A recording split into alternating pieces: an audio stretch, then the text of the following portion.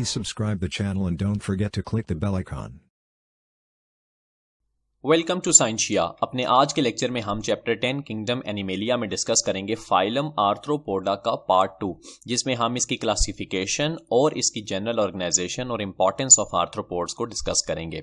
हमने अपने previous lecture में डिस्कस किए थे general characteristics of arthropods. Phylum Arthropoda different classes में क्लासिफाइड है, जिसमें सबसे पहली क्लास है class Crustacea, then class Insecta, then class Arachnida and the last one is class Myriapoda. हम इन क्लासेस को इंडिविजुअली डिटेल में डिस्कस करेंगे।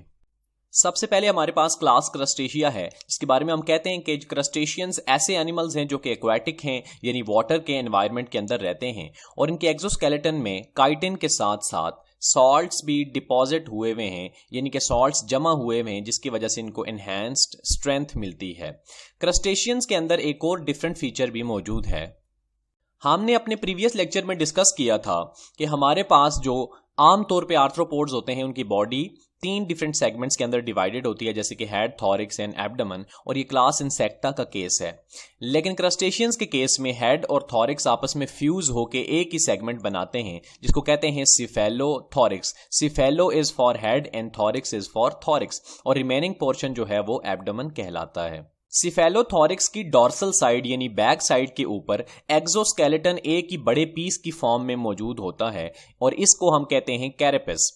कैरेपस को बाय डेफिनेशन हम कहा जाता है एक ऐसी कवरिंग कि जो बॉडी को प्रोटेक्ट करे और डिफेंड करे अगेंस्ट डिफरेंट डेंजर्स। क्रस्टेशियंस में अगर हम बाकी स्ट्रक्चर्स की बात करें तो हेड के ऊपर 2 पेयर्स ऑफ एंटिनल अपेंडेजेस हैं। अपेंडेज किसी भी आउट ग्रोथ को कहते हैं जो बॉडी से बाहर निकल रही हो। डायग्राम में हम देख सकते हैं कि यहाँ पे ये 2 बड़ी अपेंडेजेस हैं, ये भी एंटीना हैं, और यहाँ पे ये 2 छोटी अपेंडेजेस हैं, ये भी एंटीना का काम करती हैं। So there are 2 pairs of antennal appendages, और इनका आमतौर पर काम होता है सेंसरी रिसेप्शन, एनवायरमेंट से सेंसरी इंफॉर्मेशन लेकर एनिमल को इन्फॉर्म करना।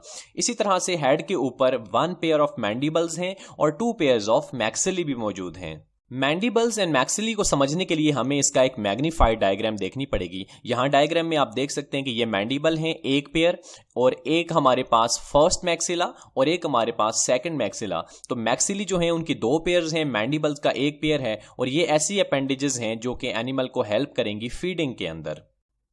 फर्दर हम देखेंगे कि इनके अंदर हम देख रहे हैं कि जो आउटग्रोथ्स बॉडी से बाहर निकल रही हैं वो डिफरेंट काम परफॉर्म कर रही हैं। जैसे एंटीना अपेंडेजेस हैं, ये डिफरेंट काम परफॉर्म कर रहे हैं, ऐसे ही मैंडिबल एंड मैक्सिला डिफरेंट काम परफॉर्म कर रहे हैं, और ये जो बाकी अपेंडेजेस हैं ये वॉकिंग के लिए लेग्स हैं, ये डिफरेंट काम कर रही हैं। तो हम कह सकते हैं कि they have modified appendages for different functioning, और इनके पास गिल्स होते हैं जिससे ये अपना सांस ले सकते हैं, रिस्पायरेशन करते हैं। और अगर हम इनकी रिप्रोडक्शन की बात करें तो सेक्स ऑर्गन सेपरेट होते हैं। एक बॉडी मेल कहलाती है जिसमें टेस्टिस होंगी, the other one is female जिसमें ओवरीज पाई जाएंगी और वहां पे एग फॉर्मेशन होगी। अगर हम क्रस्टेशियंस की एग्जांपल्स की बात करें तो हम देखते हैं कि इनमें क्या क्या मौजूद है। इनमें साइक्लॉप्स मौजूद हैं, डेफनिया मौजूद है, प्रॉन है, लॉबस्टर हैं, और हमारे पास वुड लाउस मौजूद है। That is all about class Crustacea of phylum Arthropoda. Next we will be talking about class Insecta. Class Insecta जो है ये लार्जेस्ट ग्रुप है आर्थ्रोपोड्स का, और इसमें पाए जाने वाले एनिमल्स कॉस्मोपोलिटन हैं। इसका मतलब ये है कि ये हर तरह के हैबिटेट, चाहे वो पानी हो, हवा हो, मिट्टी हो, वहां पे ये पाए जाते हैं, और इनमें सोशल बिहेवियर पाया जाता है। सोशल बिहेवियर का मतलब ये हो गया कि ये मिल के रहते हैं, इन्होंने अपने काम तकसीम किए हुए होते हैं, जिसे हम डिवीजन ऑफ लेबर कहते हैं, और ये 1 यूनिट के तौर पर रहते हैं, जैसे कि हनी बीज में हम देख सकते हैं। सो इन एनिमल्स के अंदर बॉडी 3 पोर्शंस में डिवाइडेड है, जैसा कि हेड, थॉरिक्स एंड एब्डोमेन, और यहां डायग्राम में हम देख सकते हैं कि ये है हमारे पास हेड मौजूद है, then we have thorax and then we have abdomen. अगर आप इनके हेड को गौर से देखें तो वहां पे हमें कंपाउंड आई नजर आएगी और एंटीनी नजर आएंगे, और इनका हम जिक्र प्रीवियसली कर चुके हैं। कंपाउंड आई हमने अपने पहले लेक्चर में डिस्कस किया हुआ है। फर्दर हम देखते हैं कि इनका जो थॉरिक्स है उसके साथ 3 पेयर्स ऑफ लेग्स अटैच्ड हैं। सो हियर इज थॉरिक्स, जहां पे हम देख रहे हैं कि इसमें फर्दर 3 सेगमेंट्स हैं, और इनके साथ 3 पेयर्स ऑफ लेग्स मौजूद हैं, और इनके पास 2 पेयर्स ऑफ विंग्स हैं जिससे ये उड़ भी सकते हैं। और इनका जो माउथ है that is placed ventrally. Ventrally का मतलब है बेली साइड के ऊपर। यहां हम देख सकते हैं इनका जो माउथ है वो बेली साइड के साथ अटैच्ड है, नीचे की तरफ मौजूद है टूवर्ड्स बेली रीजन। इसको टेक्निकली कहा जाता है वेंट्रली।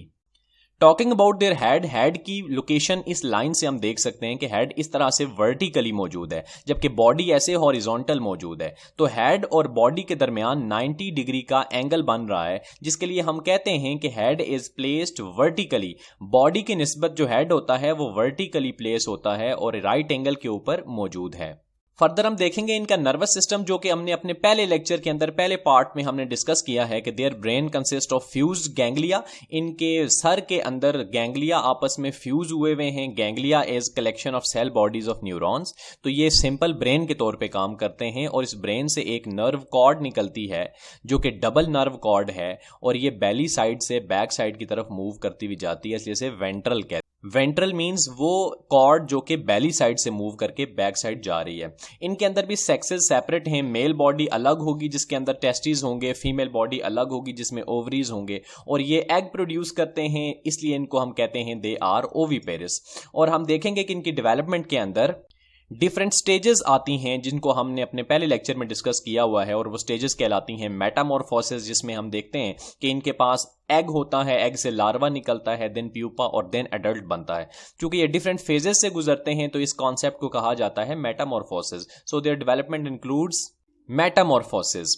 अगर हम इनकी एग्जांपल्स की बात करें तो हमारे पास इंसेक्टा के अंदर मौजूद हैं मॉस्किटोज, इसके अलावा ड्रैगन फ्लाई, बटरफ्लाई, मॉथ्स हैं और हमारे पास मौजूद हैं wasp. That is all about class insecta.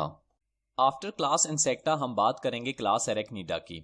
जैसा कि हमने बात की थी, क्लास क्रस्टेशिया के अंदर segments of the body fuse होना शुरू हो जाते हैं, जैसे कि हेड और थॉरिक्स आपस में फ्यूज होता है और सेफेलोथॉरिक्स बनाता है। सेम कंडीशन हमें एरेक्निडा में नजर आती है। एरेक्निड्स के अंदर अपेंडेजेस मौजूद हैं। अपेंडेज कहते हैं बॉडी से निकलने वाली आउट ग्रोथ्स को, जैसे कि लेग्स होती हैं, आर्म्स होती हैं। सो अपेंडेजेस अगर इनके अंदर हम देखें तो इनके अंदर कैलिसरी मौजूद है जिनके साथ क्लॉज हैं। क्लॉज नेल लाइक स्ट्रक्चर्स को कहते हैं। कैलिसरी का एक पेयर मौजूद है। पेडिपैल्प्स हैं जिनके 2 पेयर्स हैं और लेग्स हैं जो कि 4 पेयर्स मौजूद हैं। यहां डायग्राम में हम ऑब्जर्व कर सकते हैं कैलिसरी, पेडिपैल्प्स एंड लेग्स। चूंकि डिफरेंट अपेंडेजेस डिफरेंट काम के लिए स्पेशलाइज्ड हैं, तो यहाँ पे कैलिसरी पेडिपैल्प्स फीडिंग में काम आएंगी जबकि लेग्स वॉकिंग के लिए इस्तेमाल होंगी। हियर इज एब्डोमेन और ये सेफेलोथॉरिक्स है जिसका हमने स्टार्ट में जिक्र किया। इनके अंदर हमें कोई एंटीना नजर नहीं आ रहा और ना ही ट्रू जॉज हैं। फीडिंग का काम कैलिसरी और पेडिपैल्प्स की मदद से किया जाएगा। फिर हम बात करते हैं इनके बैली की, कि बैली के अंदर सेगमेंट्स हो भी सकते हैं और ये बैली विदाउट सेगमेंट्स भी मौजूद हो सकती है। और बैली के अंदर कुछ एनिमल्स में अपेंडेजेस अटैच होती हैं और कुछ एनिमल्स में अपेंडेजेस अटैच नहीं होती। सेक्सेस इनकी सेपरेट हैं और ये ओविपेरस होते हैं, हमने प्रीवियसली डिस्कस किया। सिमिलरली अगर हम इनकी रिस्पिरेशन की बात करें तो या तो वो गिल्स से हो रही है या फिर बुक लंग से, और बुक लंग्स हमने फाइलम आर्थ्रोपोडा के लेक्चर के पार्ट 1 में डिस्कस किया हुआ है। यहाँ पे हम उसके डायग्राम देख रहे हैं कि दीज आर बुक लंग्स और एक्सक्रीशन के अंदर मेल्पिगियन टिब्यूल्स की मदद से हो रही है। इस टॉपिक को भी हमने पार्ट 1 में डिस्कस किया हुआ है। आई रिकमेंड कि अगर आपने वो पार्ट नहीं देखा तो वो लेक्चर पहले आप गो थ्रू करें। इनके अंदर कोई ट्रू मेटामॉर्फोसिस मौजूद नहीं है। मेटामॉर्फोसिस भी हमने पार्ट 1 में डिस्कस किया और हमने देखा कि मेटामॉर्फोसिस हमें नजर आता है क्लास इंसेक्टा के अंदर, जहां डिफरेंट डेवलपमेंटल स्टेजेस होती हैं, जैसे कि egg, larvae, pupa and then adult. Examples of Arachnida में हमें नजर आता है कि इनके अंदर मौजूद हैं माइट्स, इनके अंदर स्पाइडर्स हैं, इसके अलावा scorpions and ticks. That is all about Arachnida. Further हम डिस्कस करेंगे क्लास मिरियापोडा, कि ये एक ऐसी क्लास है कि जिसके अंदर बॉडी बहुत ज्यादा सेगमेंट्स के अंदर डिवाइडेड है। यहाँ पे आप एक सेंटीपीड का बॉडी देख रहे हो जिसमें आप देख सकते हैं कि बॉडी के अंदर बहुत ज्यादा सेगमेंट्स मौजूद हैं और हर सेगमेंट के अंदर there is a pair of legs. एक पेयर ऑफ लेग्स जो कि राइट साइड और लेफ्ट साइड के ऊपर एक पेयर बनता है, हर सेगमेंट में मौजूद है। इनके अंदर हेड के ऊपर कंपाउंड आईज और एंटीना मौजूद हैं। दीज आर एंटीनी और यहाँ पे कंपाउंड आईज हम देख सकते हैं। So these are the characteristics of class Myriapoda. अगर हम क्लासिफिकेशन की बात करें, इनकी एग्जांपल्स की बात करें, तो इसमें हमें नजर आता है centipede and millipede. That is all about class Myriapoda. और यहाँ पे क्लासिफिकेशन ऑफ आर्थ्रोपोड्स खत्म होती है। हम बात करेंगे general organisation of arthropods. General organisation of arthropods में वो सारी समरी डिस्कस होगी जो हम पार्ट 1 के अंदर और इस लेक्चर में प्रीवियसली हम डिस्कस कर चुके हैं। तो उसमें हम देखते हैं कि ये वो एनिमल्स हैं जिनकी बॉडी बायलैटरली सिमेट्रिकल है, ये ट्रिप्लोब्लास्टिक हैं और सीलोमेट्स हैं, और ये हाईली इवॉल्व्ड इनवर्टिब्रेट्स हैं, बहुत ज़्यादा बेहतर डेवलप हुए हैं ये as compare to other invertebrates, जैसे कि हमने नीमाटोड्स को स्टडी किया था और दीगर फाइलम जिसमें हमने डिस्कस किए हुए हैं, उन सब से ज़्यादा बेहतर डेवलप्ड आर्थ्रोपोड्स हैं, उनसे ज़्यादा एडवांस्ड हैं। टर्म्स बायलैटरल, ट्रिप्लोब्लास्टिक और सीलोमेट्स जो हैं वो हमने चैप्टर 10 के इनिशियल लेक्चर्स के अंदर डिस्कस किए हुए हैं। यहाँ पे टाइम सेव करने के लिए इनको रिपीट नहीं किया जाएगा। हम देखते हैं कि इनके अंदर एक्सोस्केलेटन मौजूद है और इनके अंदर लोकोमोटरी मैकेनिज्म बहुत अच्छा डेवलप हुआ है। आप देख सकते हैं इनकी लेग्स जो हैं वो जॉइंटेड हैं, जिसकी वजह से ये बड़ा अच्छा मूव करते हैं, और एक्सोस्केलेटन होने के बावजूद इनकी स्पीड स्लो नहीं होती और ये बड़ी स्विफ्टली मूव कर सकते हैं। इसके बाद हम देखेंगे कि जो काइटिन है जो इनके एक्सोस्केलेटन में मौजूद होता है वो नॉन लिविंग है और नॉन सेल्यूलर है, उसके अंदर सेल्स मौजूद नहीं हैं, और उसको कौन सेक्रीट करता है? एपिडर्मिस। एपिडर्मिस इनकी बॉडी की सबसे बाहर वाली लेयर होती है। यहां आप ये व्हाइटिश कलर में एपिडर्मिस देख सकते हैं, और आप देख सकते हैं कि ये है इसका exoskeleton. So exoskeleton is secreted bye epidermis, और एक्सोस्केलेटन के अंदर मेन कंपोनेंट जो है वो काइटिन है। हम देखेंगे कि चूंकि एक्सोस्केलेटन हार्ड कवरिंग होती है तो वो एनिमल के ग्रोथ में प्रॉब्लम करती है। तो एनिमल्स क्या करते हैं, आर्थ्रोपोड्स अपने एक्सोस्केलेटन को वक्फे वक्फे से शेड करते हैं और बड़ा एक्सोस्केलेटन अपनी बॉडी के ऊपर लेकर आते हैं, ताकि वो साइज में बड़े होते रहें और उनके साइज के ऊपर किसी किस्म के रिस्ट्रिक्शन ना हो। ऐसा प्रोसेस जिसमें एक आर्थ्रोपोड अपने पुराने छोटे साइज वाले एक्सोस्केलेटन को उतार के फेंक देता है और नया एक्सोस्केलेटन जो कि साइज में बड़ा होता है वो अपनी बॉडी के ऊपर बना लेता है, इसे एक्डाइसिस कहते हैं या मोल्टिंग कहते हैं। फिर हम देखते हैं कि इनकी बॉडी सेगमेंटेड होती है, ये हमने प्रीवियसली डिस्कस किया हुआ है। इनके अंदर जो सेगमेंटेशन है, बॉडी के जो सेगमेंट्स होते हैं, पार्ट्स हैं, वो मेटामेरिकल सेगमेंटेशन नहीं है। हम देखते हैं कि मेटामेरिकल सेगमेंटेशन हमें एनालिड्स में नजर आती है। What is metamerical segmentation? Metamerical segmentation एक ऐसी सेगमेंटेशन है कि जिसमें बॉडी के तमाम सेगमेंट्स आपस में रिजेंबल करते हैं। इसका मतलब ये हो गया कि तमाम सेगमेंट्स के अंदर जो पार्ट्स होते हैं वो एक जैसे होते हैं। यहां हम एक एनालिड की डायग्राम देख रहे हैं कि उसके बॉडी के जो सेगमेंट्स हैं उन सब के अंदर मेटानेफ्रिडिया मौजूद हैं, और तमाम सेगमेंट्स के अंदर ये ऑर्गन्स रिपीट होते जाएंगे। ऐसी सेगमेंटेशन को मेटामेरिकल सेगमेंटेशन कहते हैं। जबकि आर्थ्रोपोड्स के अंदर हेड, थॉरिक्स और एब्डोमेन के अंदर ऑर्गन्स रिपीट नहीं होते, सो इनके सेगमेंट्स आपस में सिमिलर नहीं होते, इसलिए हम कहते हैं कि देयर इज नो मेटामेरिकल सेगमेंटेशन। इनके जो बॉडी के सेगमेंट्स हैं जिनको सोमाइट्स कहते हैं, ये इनके ऊपर स्पेशलाइज्ड अपेंडेजेस होती हैं, जिसका हमने जिक्र किया कि लेग्स वॉकिंग के लिए होती हैं, पेडिपैल्प्स पाई जाएंगी, कैलिसरी पाई जाएंगी, एंटीना, इन तमाम अपेंडेजेस के डिफरेंट फंक्शंस हैं। इस वजह से हम इनको स्पेशलाइज्ड अपेंडेजेस कहते हैं। That is all about general organisation, जिसमें हमने पूरे लेक्चर की समरी डिस्कस की है। और अब हम इनकी अगर इंपॉर्टेंस देखें तो हमारे पास हार्मफुल इंसेक्ट्स भी पाए जाते हैं और यूजफुल इंसेक्ट्स भी पाए जाते हैं। और हम देखेंगे कि हार्मफुल इंसेक्ट्स में हमारे पास बहुत सारे ऐसे इंसेक्ट्स हैं कि जो डिजीजेस कॉज करते हैं, जैसा कि हमारे पास एनोफिलिस मॉस्किटो है जो कि मलेरिया कॉज करेगा।